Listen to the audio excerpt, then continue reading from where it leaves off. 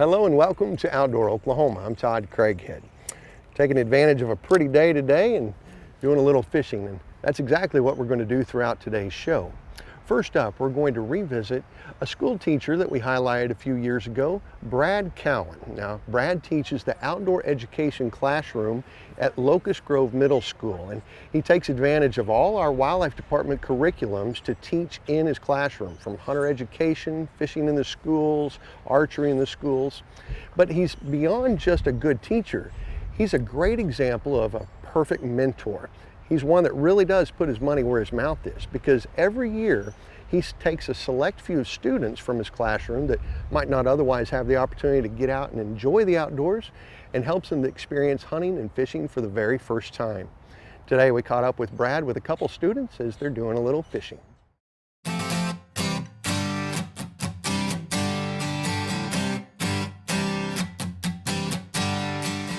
This time of year is a great time to introduce kids to fishing because the fish are readily available to catch. This is my third trip with kids this year. You guys ready? All right, let's see if we can go catch a fish. And so every year from the spring all the way even into the summertime, I try to get as many kids exposed to this as possible. When I was younger, I came from a great family. My mom and dad are two of the greatest people I know. My dad's my hero, but they weren't really outdoors people. And Dad took us every once in a while. When I got up into age of about these guys' age, about 12 years old, one of my best friends named Josh, him and his dad would take me fishing. His name was Randy. One of the first times I really caught a lot of fish. We caught over 100 sand bass in one day, and I was hooked for life. He really took me under their wing and showed me a lot of things that I still use today. That's kind of what I'm doing now, is mentoring these young kids that have, they're good kids, good parents, but maybe not had that exposure outdoors like I had.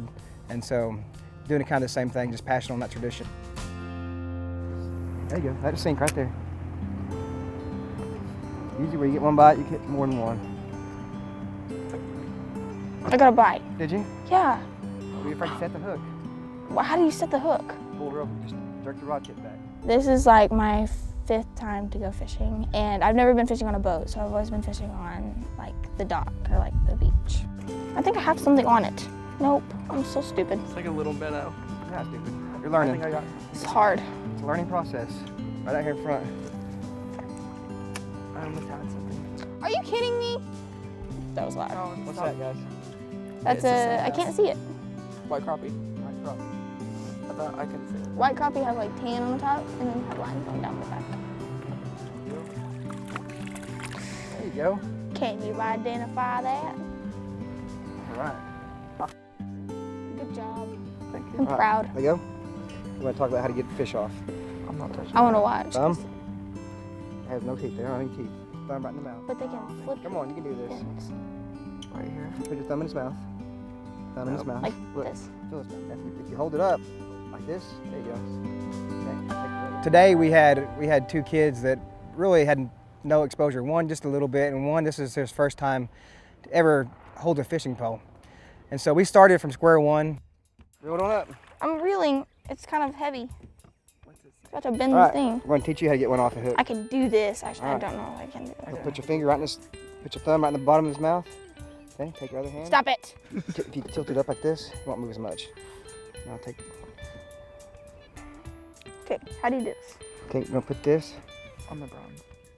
on the brass part of that hook, grab it and push it down to his mouth.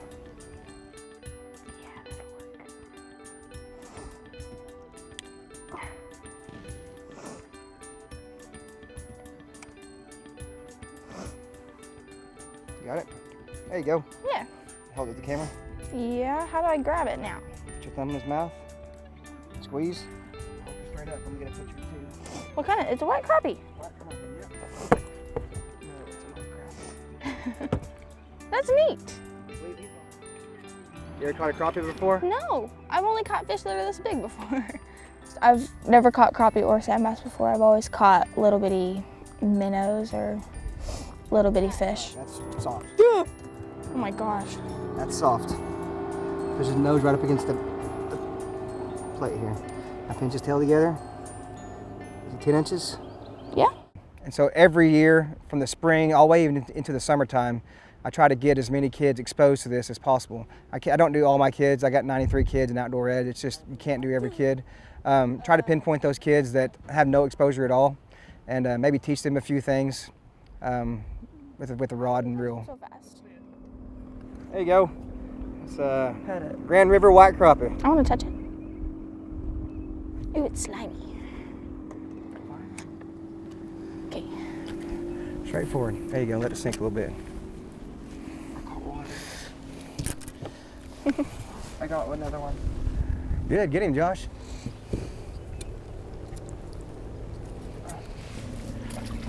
That is a good one. Get him in the boat. Get him in the boat. Get in the boat. Get in the boat. Throw it over. That's a Monsters. I see that. That's a good one, Josh. Shut up. Hold the camera. That's a really big one. There you go. It's gonna be the same. No, it ain't. There you go. Come on. You can do it. Come on. You can do this. I know you can.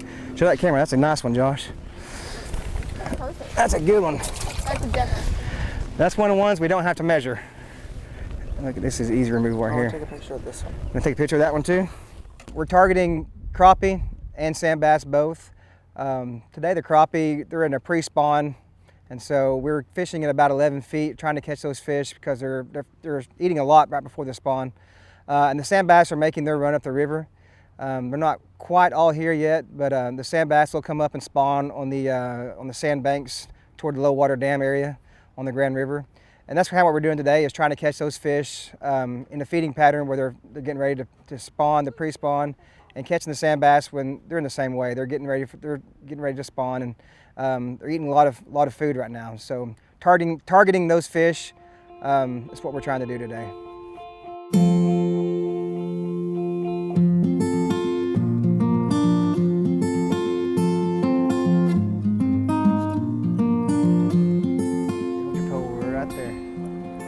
Steady reel, good.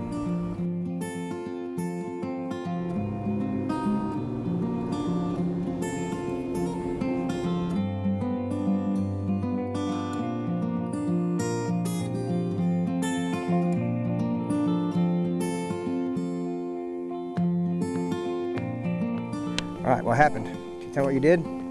What'd you do? I let go too Let early. go too early? We're gonna try it again. Once you let go, when the rod is about 10 o'clock here, okay? Oh, let go too early again. It's all right. We're gonna learn.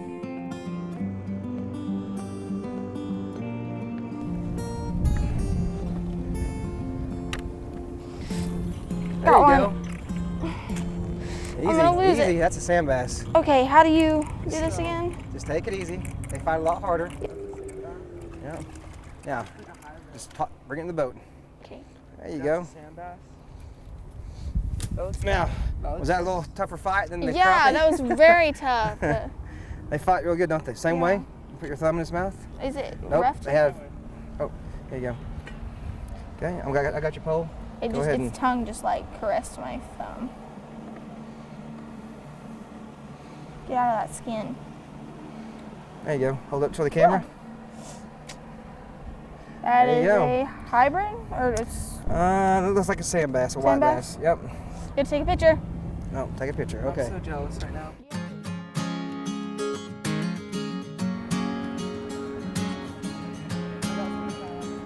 Good. Bring it on in. What is it? Get up in the boat. Better get in the boat before it comes off. It ain't hooked very well. There you go. Is that a sand bass? Yeah, come on. Ready? 1, 2, 3. Goodness. It's actually someone else's line. All right. Oh. That was rough. If you get a chance to take someone new, there's really no more rewarding thing to teach something to somebody and watch them put to use what you just taught and have success, because the reward you get, even though you're not actually catching the fish, the reward you get is way more than catching your own fish. Just teaching somebody and watching them have success is more rewarding than any fish I'll ever catch.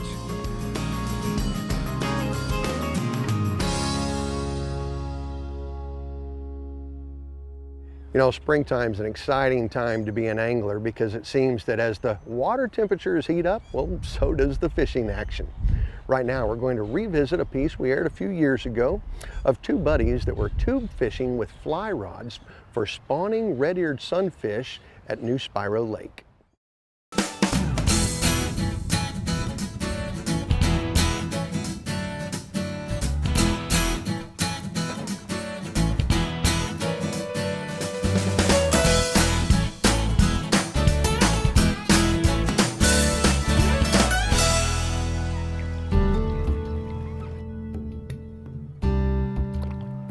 Here's a Spiro Lake bluegill.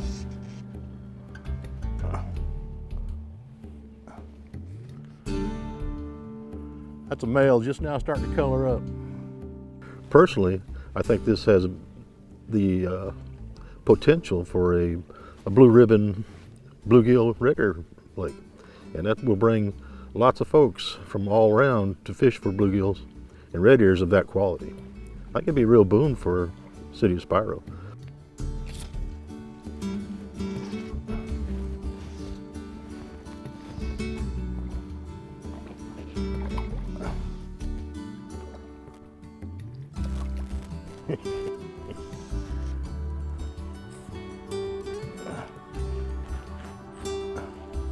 You see how thick across the back these things are? Can you see that from here? This can be one of the most remarkable spots I've ever fished. There are other good lakes. I think the red ear population here is what keeps us coming back. We do catch a lot of really nice red ears in a season's time. Bluegills are big here. There again, you don't know what you're going to catch, and that's the reason I keep coming back. Yeah. This is a red-eared brim, and if you can see, he's all the way from the tip end of my fingers up to a watch band there. These are the kind of fish that we enjoy catching. This lake is really, really built for this fish. We catch them on a fly rod. Use a tiny jig. Mine is a 1/100th ounce. Tied with orange bunny fur and an olive bunny fur on the bottom.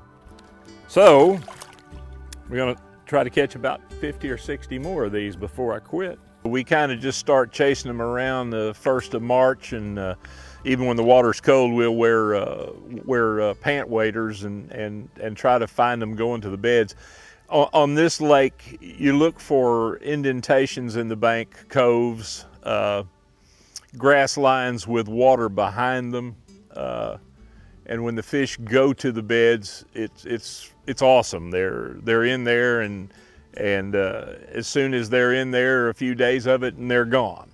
And I don't know where they go on this lake after that, but we don't pursue them too much after the spawn because the restrictions on the fly rod, the depth and such as that. I would guess that people with little ultralights and fish the same way we do, only fish deeper, could probably locate and catch a lot of them. This is a red ear male, one of the better fish that we catch out of this lake. He's got his spawning colors almost black. Sometimes they turn almost chrome. Almost chrome. Yeah, almost chrome. These are good fish to catch. They're eager to bite. Again, I'm not sure whether they're biting it to eat it or just to get it out of the nest. A lot of fun to catch. You could do it all day long. My best day down here was 264 of these things, and it was a great day. I'm going to turn him loose now. Basically, we start looking when the water temp hits over 50 degrees. And 60 and above is when they're more likely to be in the nesting mode, although we have caught them in water 55 degrees. But the vegetation, the bugs, they have a black caddis that hatches here, and that's usually a sign that they're getting ready. And they're real good sized black caddis, and we use that as, when their caddis are out, it's close. Okay. That and buffalo gnats.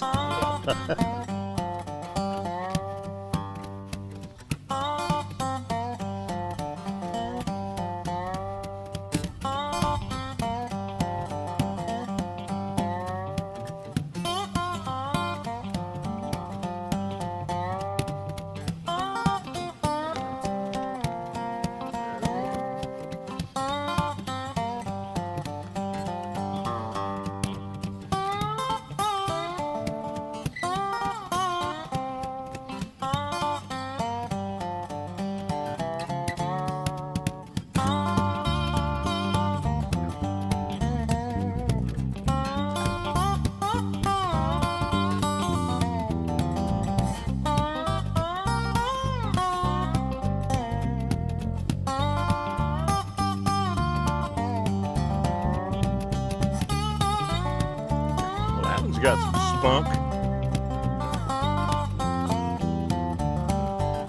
That's pretty fish there.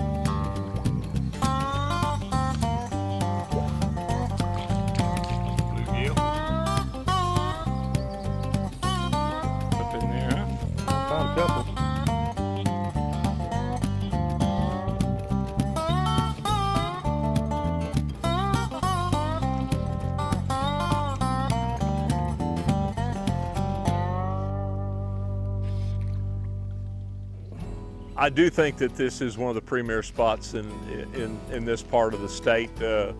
I hear that there are other places around and maybe we haven't fished them yet, but I'm going to retire in about 10 months and I'm going to hit those. For just every day having fun, this is about the most fun you can have, fairly close to home. I enjoy the rhythm of the fly rod and the tug and the pull. It's just what I do. You need to get out and fish it, enjoy it, you know, take the time to really enjoy what you have. Try to treat people right on the lake. Don't swamp them. Little fat guys like me running around in a baby boat here. But that's one of the things that I might say here is that the folks on Spiro have always been really good.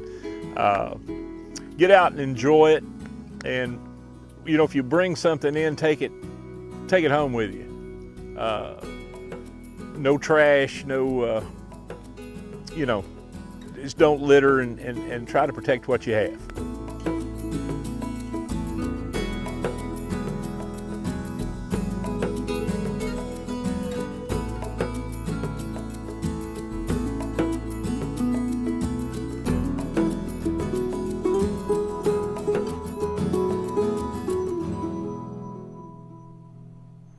In Oklahoma, well, we're blessed with a tremendous amount of great fishing opportunity, and some of it is world class.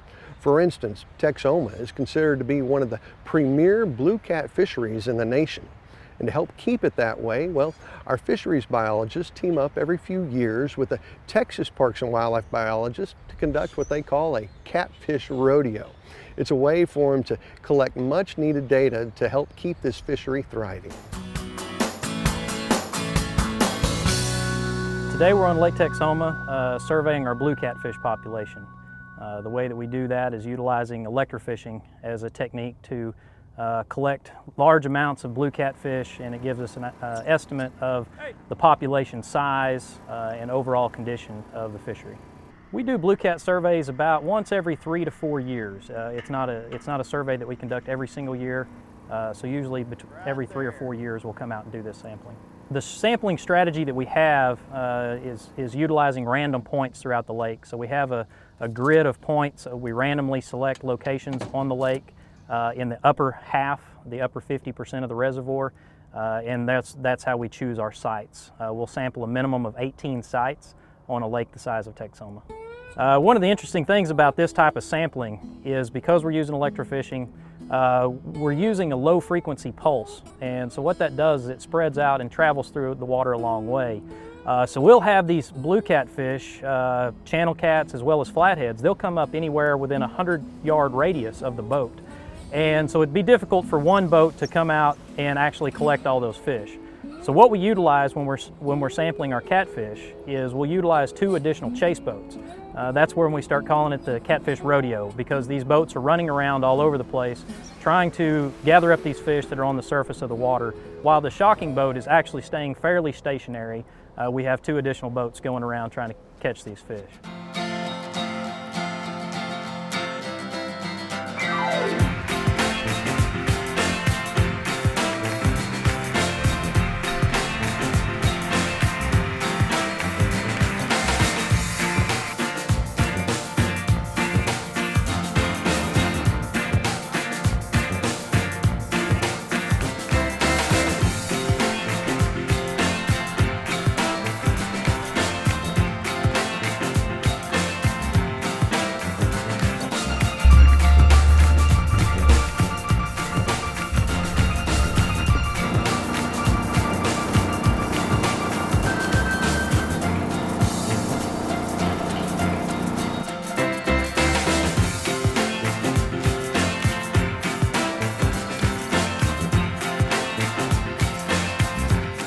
This lake really does produce large blues, and we see a lot of them when we're out doing our sampling.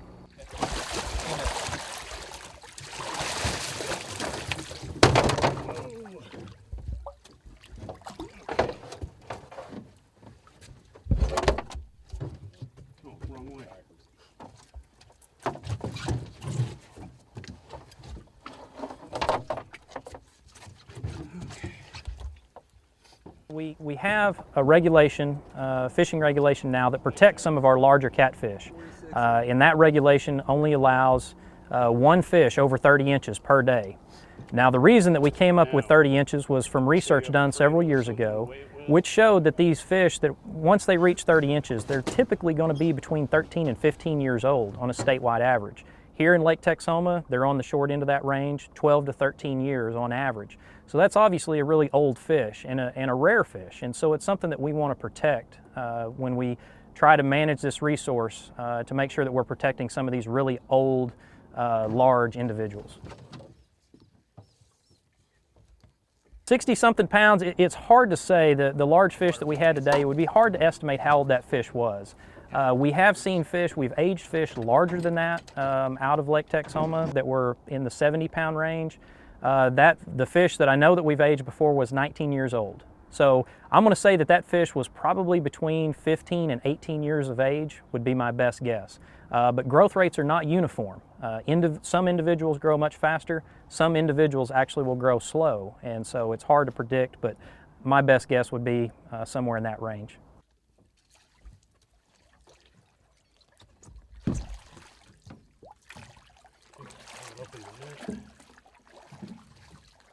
We're trying to look for trends. That's why we do this at regular intervals, is we're looking for trends in the data. Are the numbers of blue catfish over 30 inches, which we're trying to protect with our regulation, are those numbers increasing or are those numbers decreasing over time? And that gives us a gauge of whether or not that regulation is being effective.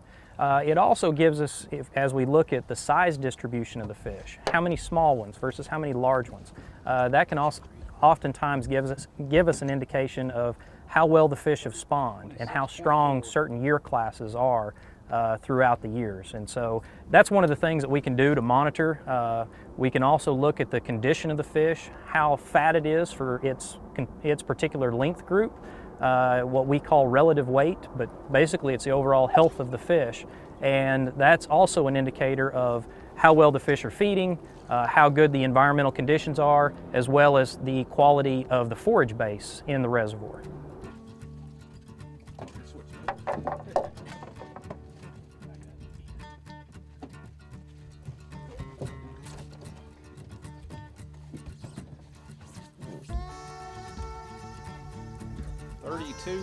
.8.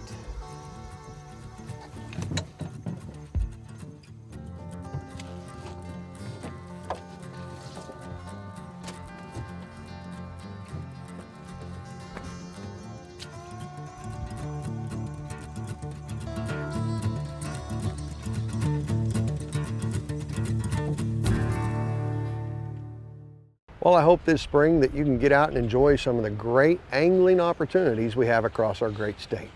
For all of us at your Wildlife Department, I'm Todd Craighead, and we'll see you right here next time on Outdoor Oklahoma.